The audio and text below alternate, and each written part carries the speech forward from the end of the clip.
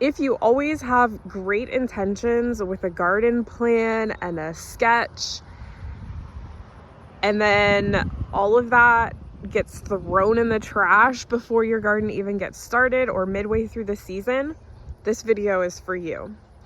I'm going to be sharing my garden plan, why it works for me, and hopefully give you inspiration for your own garden, especially when it comes to having a plan and sticking with it. I'm Abby with the Heirloom Farmer. This is my small scale, no dig heirloom garden in central Pennsylvania. For reference, our average last frost is May 15th. Our average first frost is October 15th. And it has been a really kind of extreme weather year. We had a wet spring and now we're having a hot, dry spell. So it's been a little bit of a roller coaster for the plants, but I wanted to talk about my garden plan because I think this is something I struggled with for a long time. And I think a lot of gardeners struggled with this. I would always have this great plan. I would sketch out my garden with what I was planting where. I would write down what I was going to plant, how much I was going to plant, and what, successions and when things should be harvested. And then as soon as my garden started growing, that plan just would totally fall apart and never happen. And I would beat myself up because I was like, why can't I stick to this plan? Why can't I follow this? Why can't I have a map and stick to it? I would end up planting things in random places, or I would plant something and then I'd be like, well, that's in the way. Or, things wouldn't go quite as scheduled, and then my schedule would get all off track, and I ended up not knowing what to plant where or when to plant things. And again, I'd get frustrated. I'd beat myself up. I would think, well, if I want to be a better gardener, I have to stick to a plan. So the next year I'd try again and it wouldn't happen. So here's what works for me. I stopped trying to follow a plan. I stopped trying to map things out, and I definitely stopped beating myself up for not following a plan.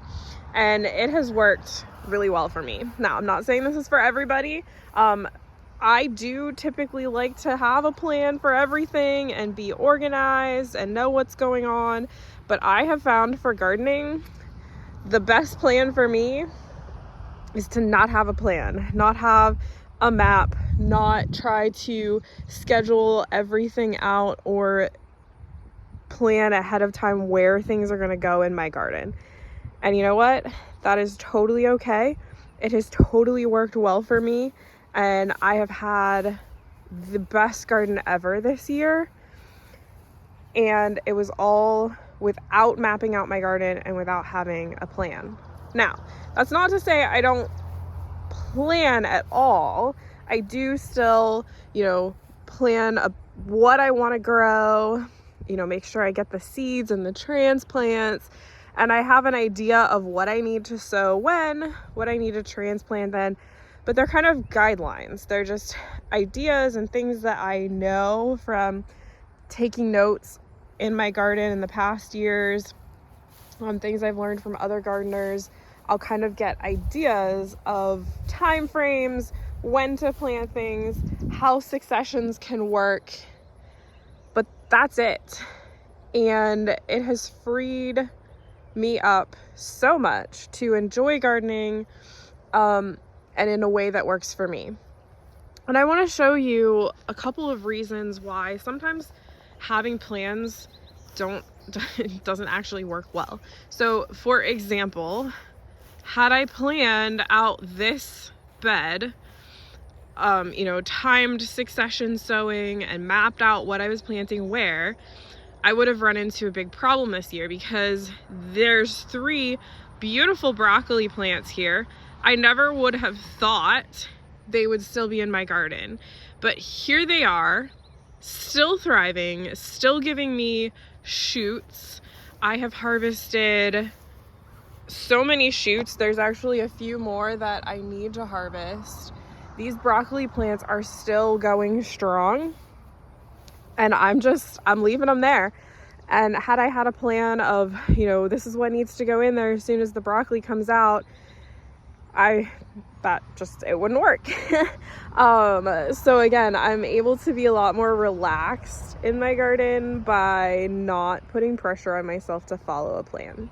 So if you are trying to follow a plan and it's causing pressure or stress in your garden, here is your permission to throw that plan in the trash and just do what is right in your garden. And you'll have some trial and error, you'll do things that don't work, you'll put in plants that you then have to rip out.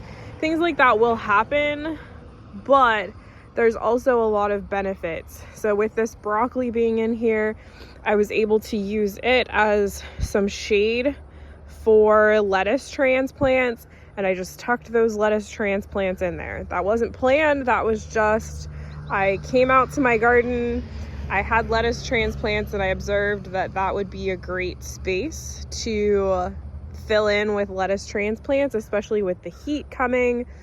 I watered them in well, tucked them there in the shade, and that's working super well for me.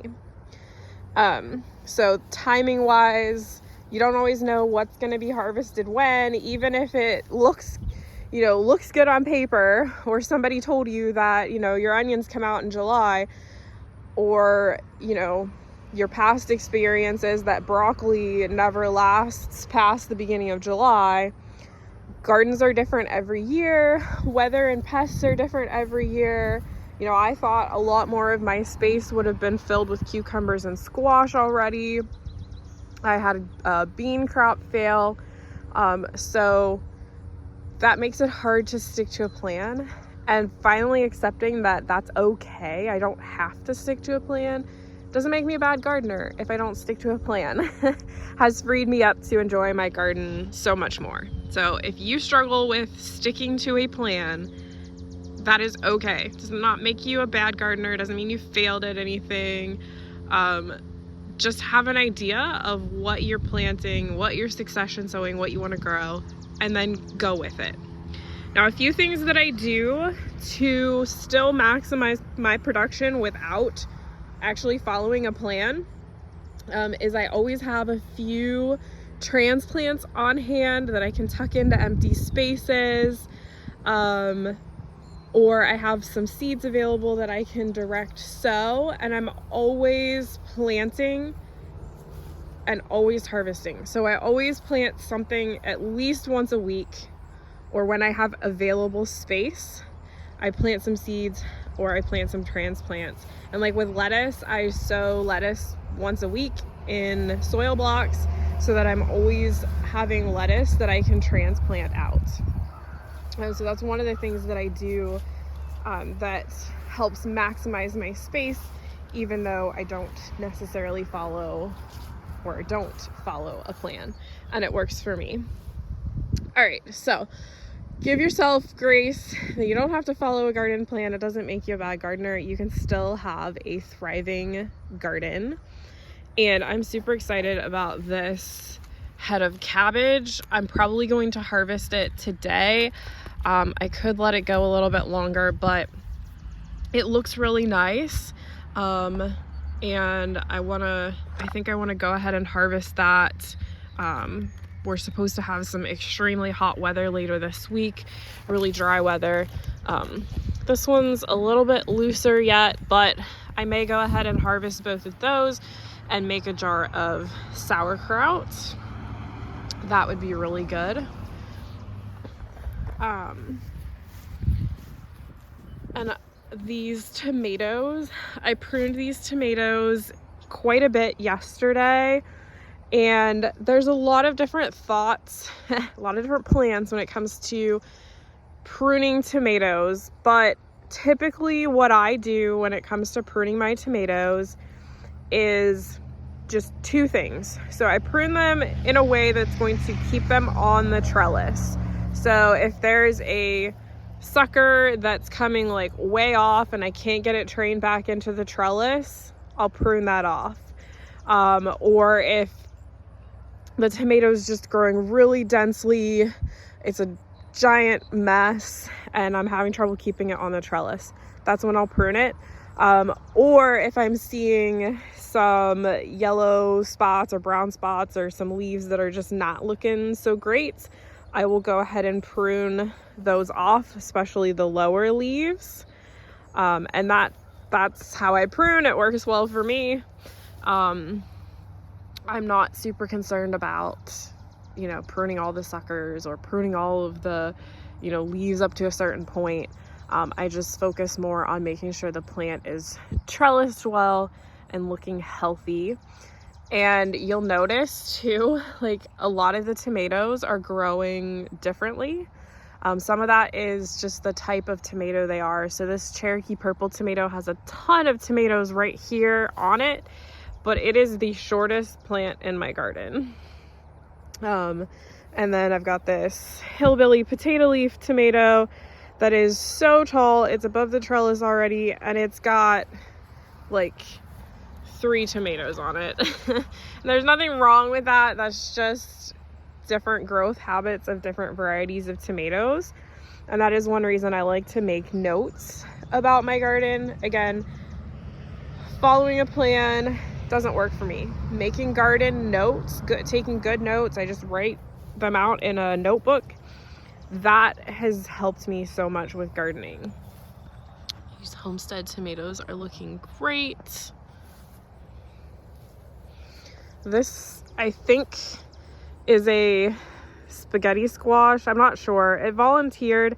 Didn't really want it in with my tomatoes, but it volunteered. It survived the cucumber beetles. It's thriving. So I'm going to let it go and see what it is. But I think it's a spaghetti squash. We shall see. Now, I've been still transplanting out lettuce, and we've been still eating lettuce. Some of it has gotten bitter. It depends slightly on the variety. Also, if I'm not watering quite as much, and then some of it's getting more shade than others. So some has bolted, some has been bitter, but we've still had lettuce to eat. And I do that by always transplanting a little bit of lettuce every week. And that has worked well for us to have a constant supply of lettuce. And the same with beets. I don't necessarily do beets every week, but I transplant a lot of beets, and that helps us have a continuous supply of beets. And we're starting to get peppers. It's a lipstick pepper that's starting to come along. Tiny Tim tomatoes. We've been harvesting Tiny Tim tomatoes and Matt's wild cherry tomatoes. They're always the earliest tomatoes for us, which is one of the reasons that we grow those.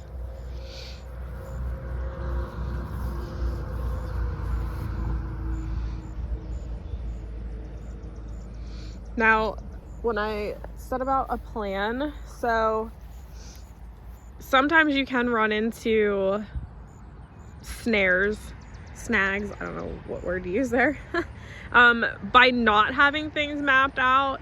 Sometimes you have like moments of, oops, I shouldn't have planted that there. And I've learned to just be okay with that, because I know in the long run my garden's actually more productive. But I ordered a new type of row cover to try for fall brassicas, because we were having a lot of trouble with cabbage worms and pests on our brassicas, and I really want to make a lot of sauerkraut this year from our own cabbage and grow other brassicas because we eat a lot of them. But that changed how I was going to plant brassicas. I like to interplant things, and so originally my plan was, I was just gonna interplant brassicas throughout the garden, If I could throw a little row cover on them, I would, but that was, you know, I really didn't have a plan to put row covers on, so I was gonna just tuck them in here and there. And I'm still planning to do some of that, but with the row cover that I ordered, I want to have a large section that is just devoted to that row cover and the brassicas, especially to grow the cabbage that we want to grow. And that was something I decided mid-season. So again, a plan would not have necessarily prevented that, because, you know, we come up with ideas at random times. And I didn't know that we were gonna have so many pest issues. So what I am going to do is I'm going to take from the trellis down, I'm going to plant as our fall brassica crops. So that does mean that I'm gonna have to sacrifice a few plants, take them out of there to plant in the brassicas and put the row cover on. But the onions will be gone. I'll harvest those soon. The kohlrabi will be gone because I'll harvest that. I may have to take out a few of the zinnias. I actually just planted them, so I think I'm gonna try transplanting those out of here. The lettuce will be gone. The Tiny Tim tomato and the pepper, they may have to be sacrificed, but we'll get a little bit of harvest off of them before I take them out. I could probably leave them in there, but once I have it covered, they won't get pollinated. So yeah, I think I'll just take those out of there. This kohlrabi will be gone. The lettuce will all be gone. The tiny sunflowers, which they're so cute, they're called tinies, and they're about a foot tall, and they're getting ready to bloom. So they'll bloom and be done before I plant the fall brassicas. And then this is actually cauliflower that I'm not sure, I don't know what it's doing. It doesn't seem to be doing a whole lot. I'll leave that and then probably pull it out and throw it in the compost pile if it doesn't look like it's gonna do anything. And then I want to leave the cosmos there, so I'll just end the planting just short of there. So that's really not bad, especially for, you know, that wasn't my original plan. So there's only probably like 2 or 3 plants that I have to completely rip out. Because, you know, the lettuce and the beets will harvest and eat. And I'll show you the row cover when it arrives and I set it up, and I'll let you know what I think of it. It was a bit of investment, but I think it's gonna work really well. I don't like fighting with floating row covers. So this was my solution. So I'll show you that in upcoming videos and let you know how it goes. But I'm okay with the fact that I might have to pull out some of these plants. We'll eat the rest, and it's okay. I've learned to kind of go with the flow when it comes to gardening, and it has worked so much better. I enjoy my garden so much more now. So that's what I'm gonna do in that garden bed. And I was saving this bed here for mostly fall brassicas, but I think what I'm gonna do is I'm going to come in and I'm gonna plant some beans, and I have a bunch of beet transplants coming that'll be ready to plant soon, and lettuce. So I'll fill that bed in probably next week pretty quickly. And then this volunteer sunflower is beautiful. It's got a ton of blooms on it and lots more coming. It's a branching type, which I haven't planted a branching sunflower in my garden in a long time, yet here it is, volunteering. I love that, it's beautiful. And check out my onions. They are doing great.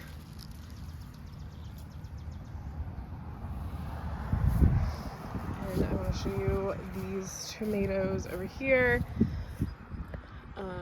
They are Sunrise Bumblebee, which are my favorite cherry tomato. They're getting close. They're just starting to turn colors. And then over here is Matt's Wild Cherry. that we've been harvesting a few from, and there's a few more that'll be ready soon.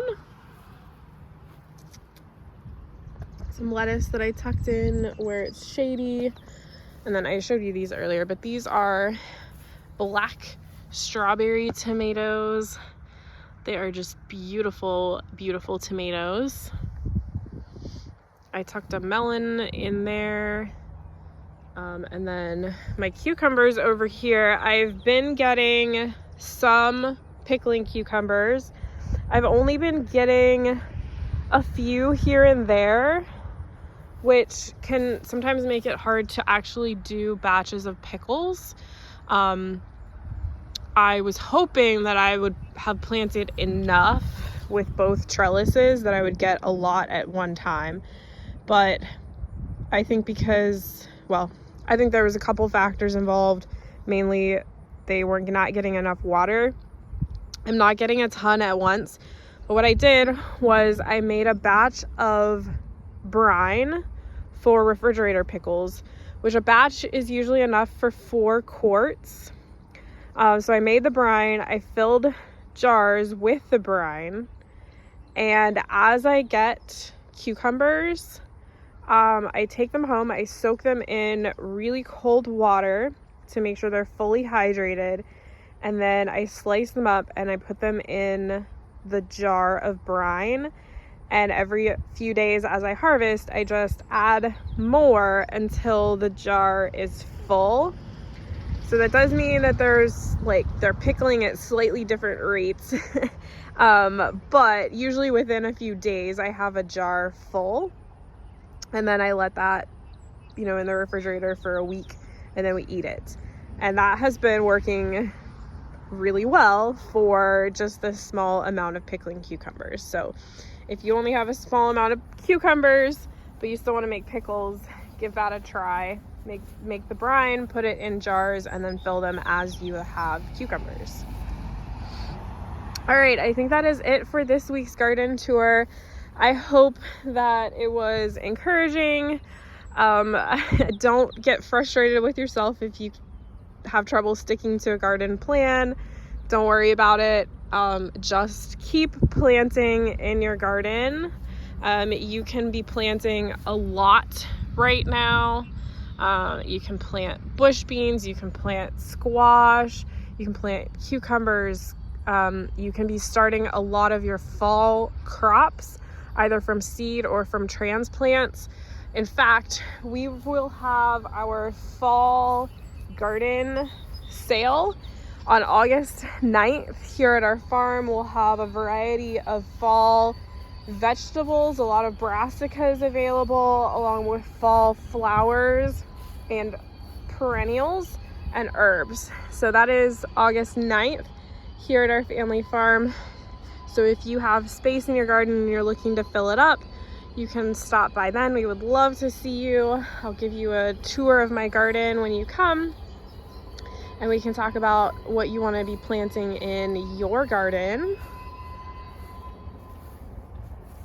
But there are still so many things that you can plant. So don't worry about sticking to a plan. Just go out in your garden, harvest, plant, learn, grow, and most of all, enjoy your gardening journey. All right, thank you, and God bless.